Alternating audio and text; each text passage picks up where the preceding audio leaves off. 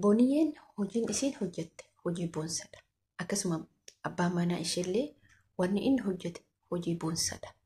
Haadha manaa kiyyaaf lubbuu ishee baasa kenna jedhe. Namoonni hedduun itti qoosaa turan jechuudha.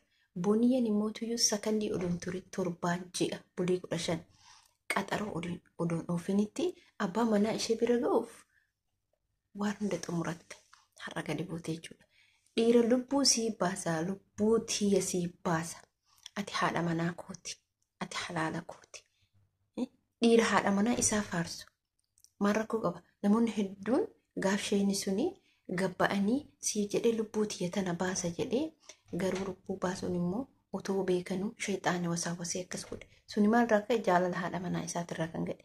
Har'a immoo booniyyeen isaan san gammachiisuudhaaf gara Itoophiyaa imalte jechuudha. Waan baay'ee nama gammachiisudha. Assalaamu alaykum warahmatullahi wabarakatuh. Akkam jirtu nagaa keessan fi keessan isiniin jecha. Dhugumatti dhiira isiniif jecha duutu, dhiira isin jaalattuuf duuka du'a. Asuma viidiyoo kenna like godhaa, share godhaa, subscribe godhaa. Kilisiin koronaa isin jechuu barbaada. Dhaamsa har'a isinii qabu. Dhaamsi tiyya jajjabduun dhiira bakka isinii qabu, dhiira galisiin jedhu, dhiira birrii kee hin barbaanne, dhiira nasbeetee takkittii tana barbaadu. Dhiira namummaa kee barbaadu, dhiira haadha manaa kiyyaate ati, ilmaa haadha ilmaan kiyyaate ati jedhee si barbaadu sakandii takkan turine duuka baafadhu. Dhiironni tokko immoo maal isinitti fakkaata? Akkamitti isin fakkaata? Mallaqa barbaadu. Ka mallaqa barbaadu galisiin jedha. Ka mallaqa maaliif ree yeroo sirraa fayyadamuu fedha. Maloonni siyaasan garaagaraa jira jechuudha. Dhiironni nama hin jaalanne yoo galileen jiraate mallaqa san harkatti yoo ati kennuu dadhabde, yoo ati erguu dadhabde akkamitti mallaqa san harka kiyyaan gaadha ka jedhutu dhiirri biraa dhufee kasi barbaadu saba mallaqa keessan barbaaduuf jechuudha. Garuu gaafa ati biyya galtee biyya geette immoo sin barbaadu. Fuudhee ka biraa qabaachuu danda'a. Yookiin immoo ta biraa biyya keessaa qopheeffatee qabaachuu danda'a. Yookiin immoo ta biraa wajjin jiruu isaa gubaa ta'a. Garuu simootuyyuu kasi barbaaduuf mallaqa. Dhiira hin jira akka kunoo akka booniyyee fi ustaazaa kanatti dhugumatti waan nama gammachiisudha. Ishiin immoo akka qarbii qabdu akka qaruutee taate utoo oolteen bulee sakandii keessatti waraqaa ishee xumuratte jechuudha. Rabbiin bootaa jaalalli jirtu rabbillee walitti sii qaba yaada muraada kee maal foo jettanii amma akkuma argitanitti mucattiin kun yosoo daftee hojii isii jira jirti nama hojiirra jiru jechuudha. Garuu mootuyyuu dafee isaan qaqqabuu qaba, dafee isaan arguu qaba. Abbaa manaa kiyya haqa kiyya ka jettutu imala isii gara biyyaatti taasisee namoonni illee isii gargaaranii waa hundaati sassaabu. Biyya ambaa keessatti fakkeenyaaf Dubaay keessatti waraqata qabaatte yaani waraqata dhabdu mallaqa qabaatte taana waa hunduun socho'aa jechuudha. Gara biyyaatti galuun akka Suudii keessatti nama jiru. Kun waan ajaa'ibaati, waan addaati isin jechuu barbaada. Mee nuti amma fakkeenyaaf biyya ambaa kana keessatti yoo namni tokko karokaan si jaalatuun jiraati. Maaliif biyya ambaa kana keessa ta'e beektani? Nuti maaliif rakkoon biyya ambaa keessa ta'e? Dhiira si soban malee dhiirri si jaalatu hin jiru.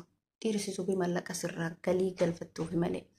Fudhadhaaf matuma keessan yoo maal jenna nuti mataa keenyatti yoo yaadnu maal godhuu galaani? Yoo galee maal bu'aa boosa? Silaa hin beekne akka inni sobu akka namni bakka kanatu biyya ambaa keessatti umrii keenya guutuu nu fixa jechuudha. Dhiirri si jaalatee amma mana yoo ijaarte maalitti goota? Fooqee ijaartee mana ijaartee qaccataa keessa teettee ka biyya keessa teettee siis garuu mootuyyuu jaalala qabaattee takka walirra buufattee hin ijaaratta manallee jechuudha ilmaan kee argachaa. Gaafa umriin keenya kun dhumee daakamee daaraa ta'ee jedhe dhiironni illee warrumti mallaqa barbaadan sunuu sin barbaada. Sa'aatii sanitti maaliif ree yeroo dhumate ka deemu waan hin deemne wallaahi waan isinii kaasu barbaada. Yeroo hundumaa mataa kiyya jechuudha. Nama na gorsutti gali lakki biyya ambaa kanaan taa'an. Ani dhugaa dubbachuuf gaa biyya ambaa kanatti deebi'u. Gaaf biyya kanatti deebi'u maatii kiyyaan alatti deebi'u jedhe dhugaan seetan. Maaliif waa hunda xumuree deemuu hedaa guyyaa akkana deemuu heda jedhee lafa kanatti deebi'e. Lafa biyya ambaa kanatti deebi'e. Maaliif akkas godhe? Ilmi namaa kun si soba. Guutumaan guututti si soba jechuudha. Maal sirraa barbaada? Mallaqa sirraa ho'ati mallaqa ittiin kennin immoo nasbee keessi hin barbaadu. Mallaqa barbaada. Gaafa mallaqa kee harkatti qabatte si hin barbaadu. Gaafa biyya ambaa jirtu immoo si soba. Dhiironni si soba jechuudha. Galii miti inni biyyoota akkas jedha miti garuu utuu kasi jaalatu jirummoo ka jaalatan qalbiin bakka biraa jaalatu waan ta'eef gammachuu keessa keetiitti hin argattu gaafa biyyaan baa deemtee ammallee nama jaalatu waan hin arganne mayyoo gali maal godhaa ammallee biyyuma taa'urra asuma taa'unaa wayya asuma waggaa takka dalagatu waggaa 2 waggaa 3 ji'a 3 odumaatti daballu as kenne jechuudha. Ka mallaqaaf nama barbaaduuf ka jireenyaaf nama barbaadu garaagarummaa qaba. Kasi mallaqaaf si barbaadu mallaqa keessan barbaada malee sin barbaadu. Namummaa kee barbaadu. Inni barbaadu mallaqa. Mallaqni gaafa dhumu eessa dhaqxareeti.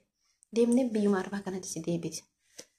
Kanatu ilmi nuti shamarran biyya ambaa kanatu bakka nama akkasitti ofitti amanu dhabnee ni ani jechuun nama akkasitti iddoo siif qabaatama fakkeenya booniyyaa fuudhaa maashaallah tabarakallah rabbi wajjin haa bulchuu rabbiin olma isaan haa dheerisu. Nikaa hidhate isaan ammoo rakkoon jira abbaa manaa isii bira galti. Nikaa hin dhanne taanani bakka feeteen baati. Maatii isii bira galti. Yoo nikaa hin diraan qabaate isin biyyuma ambaa kanatti hafte jechuudha. Bakki isiin baatuun Itoophiyaa odoon taane biyyuma arabaa kana keessatti baate umurii isii gootu. Amma booniyyaan maana isiititti osseenti alaan galtu. Senegalee taakkanaati isin jechuu barbaada.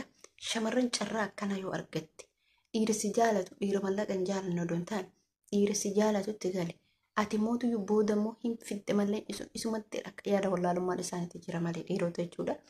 Wallaalummaa isaaniitti jira malee booda deemee sadaqa malleen isumatti deebi'a.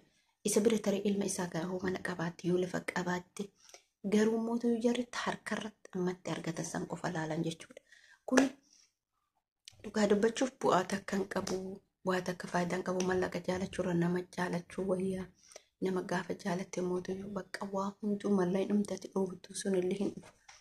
Gaafa mallaqa bichaa ariite boodan kee kufiinsa waa takka faayidaa takkan argattu jechuudhaati.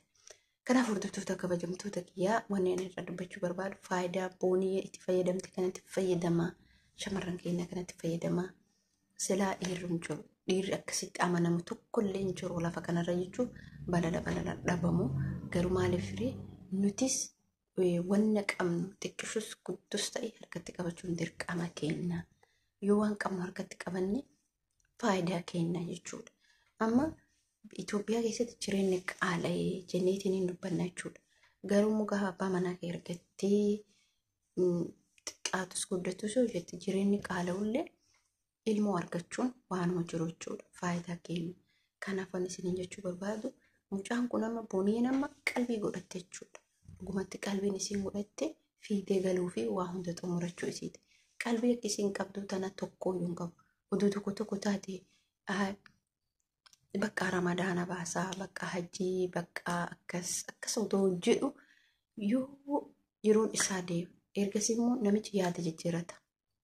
Isin galee dubbiin kan akkanaati isin jechuu barbaada. Ani viidiyoo keessatti dheeressuun barbaadu please warroonni sheeriin godhin like godhini akkasumatti sheer godhaa subscribe godhaa isin jechuu barbaadu hordoftoota kiyya. Amma viidiyoo biraatiin walitti deebinutti assalamu alaikum warahmatullahi wabarakatuh.